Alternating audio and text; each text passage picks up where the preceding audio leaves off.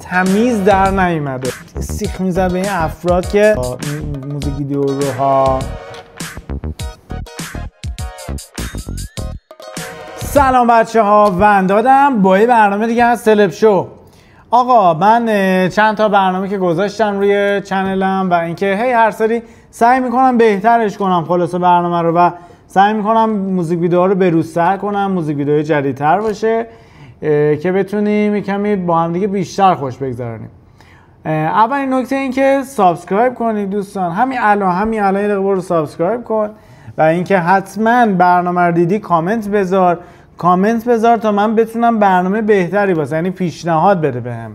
در حقیقت این قسمت هم اومدیم با یه موزیک هیپ هاپ از یه دوست عزیز به نام چرسی که خیلیاتون میشناسین چرسی و قطعا به خاطر اینکه خیلی دیگه گل کرد تو هیپ هاپ و خیلی ترکوند و به نظر من بیشتر، یعنی در وهله اول به خاطر موزیک ویدیوهای خیلی خوبش بود که تونست واقعا بترکونه. یعنی از اولی که من یادم چرسی و جسارت داشت تو موزیک ویدیو، این جسارت باعث شد که کلا موزیک ویدیو خیلی قوی بده و خیلی متفاوت توی مارکت هیپ هاپ در حقیقت باعث شد که یه لولش رو کلا تغییر بده موزیک ویدیو هیپ هاپو، چون که خیلی وقت میذاره برای موزیک ویدیو، خیلی ارزش قائله و میگم مهمترین نکته اینه که جسارت داره، مثل خودشه تقریبا، یعنی دقیقاً مثل خودشه، جسارت تو کاراش خیلی مشخصه. این یکی برنامه آهنگ چرسی و فکر میکنم اشکان کاگان که موزیکش رو درست میکنه، یعنی اشکان کاگان کلا موزیک درست میکنه ولی چرسی حالا ایکس اشکان کاگان به اسم ماشین کنترلی، فکر میکنم جدید باشه این موزیک ویدیو، چون من ندیده بودم، یهو چشم خورد و گفتم جالبه بذار راجبش حرف بزنیم. پس بریم شروع کنیم ببینیم که چی میشه. ابتدای ویدیو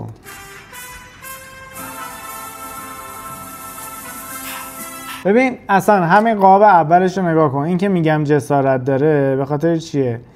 به خاطر انتخاب فونتشه، به خاطر فضاییه که درست کرده، یه قاب ثابته توی یه استودیو.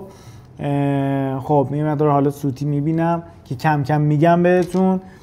و اینکه قاب بامزه‌ایه، یعنی هیپ هاپی و قشنگ داره توی این قاب نشون میده و نشون میده بهم که قراره چی ببینم، چی گوش بدم. موضوع رو قشنگ از همین ابتدای کار داره واسم مشخص میکنه که این اصلا سلیقه من هست یا نه. باحاله. یه فرش ایرانی هم زیر پاش انداخته.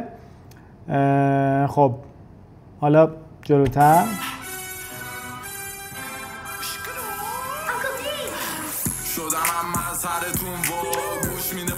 خب تازگی ها من یه دقیقه این چیزمو ببندم دوستان، تلگراممو ایزه بدید. خب یه نکته که جدیداً من خیلی توی موزیک ویدیوها میبینم اینه که افراد زیادی و پشت سر خواننده میارن و این خیلی جواب میده. چرا؟ این چه نکته‌ایه؟ این چیه که جواب میده؟ واقعا نمیدونم بچه‌ها. من تلگرامم دیگه بهتر ببندم، پیام میدن ایزه بدید. آها اینجاست. این چیه قضیه که کلی آدم میاد پشت خواننده؟ خب جلوه قشنگی داره، جلوه جذابیه، ولی تازگی خیلی این کار رو انجام میدن. فکر میکنم که خیلی میگیره این قضیه و خیلی ویو بالایی میگیره. بحثی هم که با بچه‌ها میکردیم مثلا برای موزیک ویدیو همین بود. چجوری میشه؟ اینم همینه دقیقاً.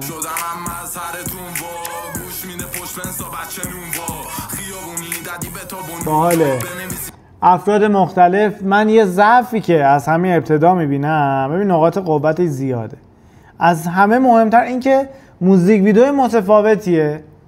آقا ما متفاوت بودن رو دوست داریم دیگه، اینو میخوایم، همین چیزی رو میخوایم، ولی نقاط ضعفی داره. نقاط ضعفش چیه؟ استایلاس، تیپ بچهای دیگه است که پشت خواننده وایسادن. میتونست استایل خیلی متفاوت تر، خیلی بهتر، گیریمای متفاوت تر دیگه اینا باشه. یه مقدار نمیخونه. بعد ببین مثلا این مجله است ولی مجله نیست، از این چیزاست، واقعا مجله نیست دستشه، از این باکساست که توش یه چیزایی میذارن و اینا، خیلی مشخصه. یعنی انگار که این باکس بوده توی لوکیشن و سعی کردن ازش استفاده کنن. لوکیشنمون یه استودیوه که پشت زمینه و کف فکر میکنم، آره پشت زمینی که از استودیوه، دیوار کاملا دیوار استودیوه، کفم کف خود استودیوه، ولی برای بغلا و سقفش چیز درست کردن، ساختن با VFX، با نرم افزار ساختن. به خاطر همین سوتی داره. شما این گوشه رو نگاه کن، این خطوط صاف دیوار سوتی داره، اینجوری موج داره، معلومه که ساختن. و اینکه ببین دقیقاً سمت راست با سمت چپ کپی شده تقریبا، فکر میکنم تقریبا این خطوط ببین مشخصه دیگه، مشخصه که اینا ساخته شده که بیاد یه باگ، ولی این ساخته شدنه چیز نیست دیگه، تمیز در نیومده متاسفانه. یه سوتی وحشتناک دیگه الان بهتون میگم جلوتر. یه نکته دیگه که چرسی خیلی خوشم میاد ازش توی موزیک ویدیوهاش، اکت خیلی قویه. اصلا کاری ندارم اکتش دزدی از جایی کپی برداری شده، هرچی اصلا نمیدونم، اکتش قویه. این اکتو خیلی از خواننده های ایرانی، رپرهای ایرانی ندارن. چرا میگم موزیک ویدیوهاش جسارت داره مثل خودش؟ چون خودش هم جسارت داره تو حرکت دست و همه اینا. حالا راجع به این موزیک ویدیو، ببین یه سری کات میخوره تو این موزیک ویدیو، یه صحنه ایو مثلا پشتش خلوت‌تره، کات میخوره یهو پشتش شلوغ میشه. خب این کاری که میکنه متاسفانه کاش فرش رو تکون نمیدادی. ببین تو صحنه بعد کات میخوره، فرش تکون میخوره، جابجا شده. کاش این اتفاق نمیافتاد که کامل تمیز در میومد. میدونی این فرشه یه جا مرکز قرار میگرفت، اگه وسط بود کج نبود. ببین اول ویدیو که اصلا فرش نمور کجه متاسفانه. حالا کاری نداریم، ولی نگاه کن این صحنه رو، وقتی کات میخوره فرش جابجا میشه، میبینی یکم میره اونورتر. این باعث میشه که ویدیو یه مقدار کثیف دیده بشه. بریم ادامه. یه سری میشه گفت اکسسوری یا حالا لوازمی توی ویدیو هست که جالبه.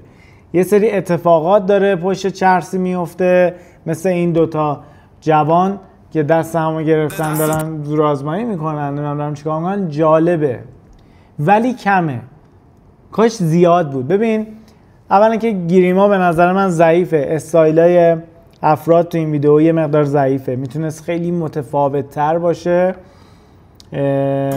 و همین. خب ببینید دوستان، من یه چیزی میخوام نشونتون بدم که بسیار مهمه. ببین مثلا این نگاه کن، این استایل ضعیفه دیگه، یعنی میدونید چی میخوام بگم؟ نگاه کن، متریال ضعیفه. نمیدونم چجوری بهتون بگم، امیدوارم فهمیده باشید. خب یه سوتی خیلی بزرگتر، ببینید پشت دیوار، این پشت چرسی، این دیوار قرمزه، دقت کنی میبینی که دیوار کنده‌کاری شده، یعنی دیوار زخمیه. یعنی چون از این استودیو زیاد استفاده شده دیوار رو زخمی کردن و جبران نشده توی این ویدیو. حالا منظورم چیه؟ شیر تعزیه هم یهو اومد، نگاه کن، شیر تعزیه است. ببین یه دقیقه وایسین بیاد اون صحنه ای که آها اینجا خیلی مهمه. ببین اینا رو ببینی، این کثیفی‌ها رو. یه نکته‌ای بگم کلا برای ساختن یه موزیک ویدیو، یه نکته خیلی مهم بگم. گاهی وقتا یه سری اتفاقات توی ادیت درست نمیشه، یا اگه درست بشه هزینه زیادی داره و زمان زیادی میبره. پس بهتره توی همون صحنه درست بشه. مثل این خرابی دیوار، کافی بود یه رنگ زده بشه، یه بتونه، یه چیزی، یه رنگی که کامل یه دست بشه تا موزیک ویدیو با کیفیت تر باشه. ببین اینا به نظر من وحشتناکترین ضعف این موزیک ویدیو همین دیواره، چون دیوار اصلیه. چون من توی هر صحنه دارم این دیوار رو میبینم. بریم ادامه. خب افراد رو میبینیم با لباس ها و متریال ضعیف. حالا ببین این صحنه رو نگاه کن. این صحنه رو به نظر من چرسی میتونست خیلی بولتر باشه توی ویدیو، خیلی بهتر دیده بشه. پوست چرسی یه مقدار تیره تره خب، و بهتره که تیره نپوشه، مخصوصا توی فضایی که آدم زیاد هست. کاش رنگ رو مثلا یه همچین کتی کرم رنگ میپوشید، خیلی به نظر من خیلی جذابتر میشد و قشنگ میدرخشید. ولی الان خیلی چیز شده، نسبت به افراد دیگه خیلی ضعیفتر داره دیده میشه.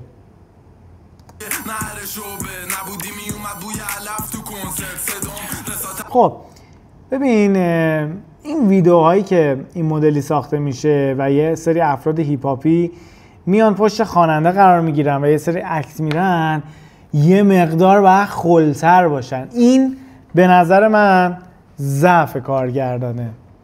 یه مقدار باید این خلوچلیه رو بیشتر نشون میداد، یه مقدار سیخ میزد به این افراد که آقا خل باش، هیپ هاپی باش. میدونی چی میگم؟ اینو یه مقدار نداریم. بعد بعضیاشون گنگن، نمیدونن چی کار دارن میکنن.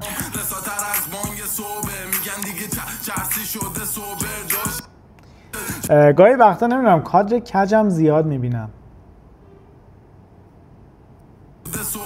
ببین مثلا اینجاها به خاطر این خطوط دیوار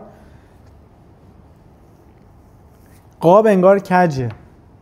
حالا یه دیوار کجه یا قاب کجه فرقی نداره. اگه دیوار کجه ما باید قابمون رو کج کنیم که تصویرمون صاف دیده بشه. من دارم کج میبینم. بچه ها من یه چیز دیگه هم یه مقدار باهاش مشکل دارم. ببین در کل ویدیو خوبیه ها، در کل ویدیو خوبیه، متفاوته. یعنی مهمترین نکتهش اینه که متفاوته. یه چیزی که باز میتونست به نظر من بهتر بشه نورپردازی این کار بود. میتونست خیلی جذابتر انجام بشه. نمیتونم الان بگم چجوری میشد بهتر بود چون توی صحنه که نبودم، ولی احساس میکنم میتونست خیلی آرتیستی تر نورپردازی بشه.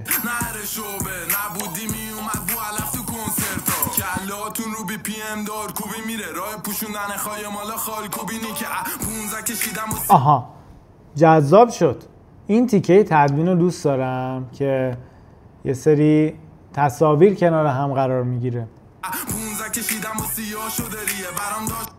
جذابه، دوست دارم. میدونیم چون تو یه محیط فیلم برداری شده و دیگه اتفاق جدیدی نمیفته، تدوینگر سعی کرده با تدوینش یه مقدار از اینجا به بعد و که تقریبا از وسط موزیک ویدیو هم هست یه مقدار کارو جذابترش کنه با ادیت. آره دقیقاً. باز اومد یه جلوه دیگه ای آورد تو کار و من باز تو این میبینم دیوار کجه. فکر کنم دیوار کجه.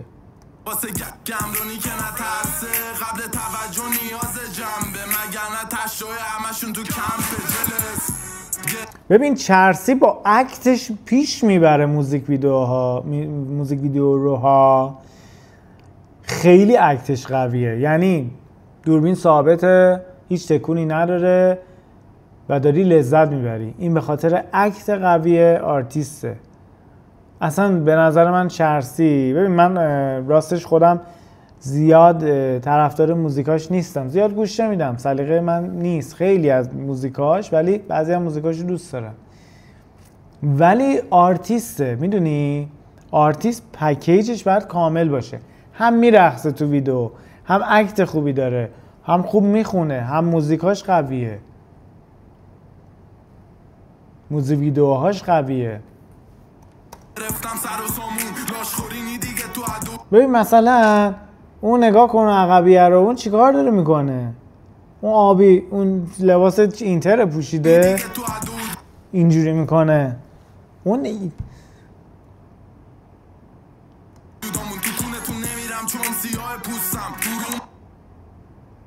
اصلا من قفلی میزنم رو افرادی که پشتن، جالب نیست.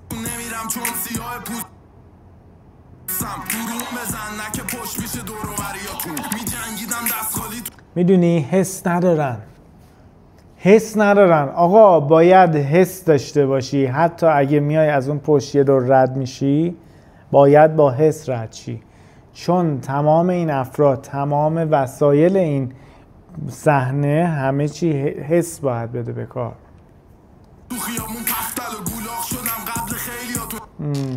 ببین گاهی وقتا یه سری از کارهایی که توی ادیت انجام میشه خراب کاری میکنه. مثلا اینجا میگه گولاخ شدم، جالبه که گولاخش میکنی، بزرگش میکنی آرتیستو، ولی فرش زیر پاشو خراب کردی.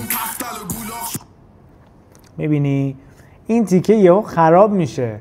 ببین لحاظ حرفه‌ای درست نیست توی موزیک ویدیو رسمی این اتفاقای ریز بیفته. خب ببین شما الان میبینی اینجا رو یه برش دادی، مسک کردی و این افراد رو بزرگ کردی. کاش تو صحنه قبلی هم که میگه گولاخ شدم همین کار رو میکردی، چون این تکلیفش روشنه. ببین میبینی کراب کرده اینجا رو تو این صحنه، اینجا میگه گولاخ شدم، اون اتفاق خودشو کامل فقط بزرگ کرده. خب یعنی دورشو مسک کرده، بزرگش کرده، ولی فرشو خراب کرده. حالا توی این صحنه نگاه کن، این فردی که پشتش هم هست رو گولاخ کرد، ولی با این شیوه. کاش چرسی هم اونجوری گنده میکردیش.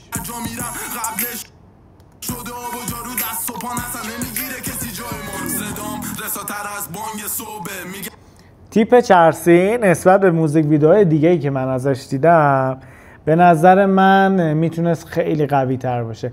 کلا متریال توی این ویدیو ضعیفه، خاصه ولی ضعیفه.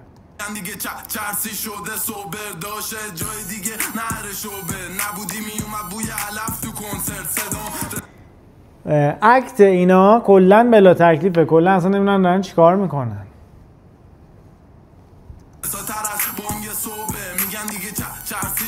چرسی هم که این اکتش خیلی تو همه جا هست، این حالتی این هست. گاهی وقتا هم تو موزیک ویدیو یه دفعه یه کاری انجام میده جالبه، مثلا یه آستینشو تنش کرده.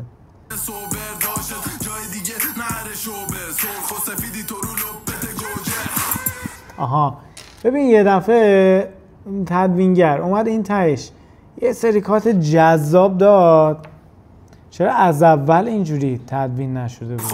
ببین چقدر باحال، چقدر باحال. بذار ببینیم تهش چی میشه. اینا کیان؟ ایزه بدی. نمیتونم نگه دارم روش. آها خب یه آدمی اومده کلاکت داره میزن. خلاصه در کل موزیک ویدیو خوبی بود، در کل موزیک ویدیو خوبی بود، دوست داشتم، متفاوت بود. مشکلاشو گفتم. به نظر بعد این موزیک ویدیو، این مدل موزیک ویدیو، این جنس موزیک ویدیو اصلا جا داره که برای این افرادی که هستن هزینه بشه، هم از لحاظ لباس، هم از لحاظ گیریم، و اینکه کارگردان هم که باید رو اکتشون واقعا کار کنه. اینجوری نیستش که بگیم بچه‌ها بیان بچه‌ها بیان. کدوم یکی از بچه‌ها بیان برای موزیک ویدیو؟ کسایی که واقعا آرتیستن. میدونی تو موزیک ویدیو خارجی این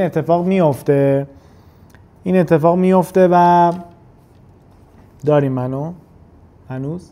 ببین تو موزیک ویدیو خارجی این اتفاق میفته، افرادی رو میارن ولی این افراد رقصنده های حرفه‌ای هن، کسایی هن که اصلا برای یه موزیک ویدیو ساخته شدن، میارنشون و هزینه میکنن و خب کوالیتی کار میره بالا. ما تو ایران نداریم این گروه ها رو، نداریم. اگه داشته باشیم خیلی کمن، حداقل من نمیشناسم. دمتون گرم آقا. لایک کنید، سابسکرایب کنید، کامنت بذارید، حتما کامنت بذارید. تا موزیک ویدیو بعدی، فعلا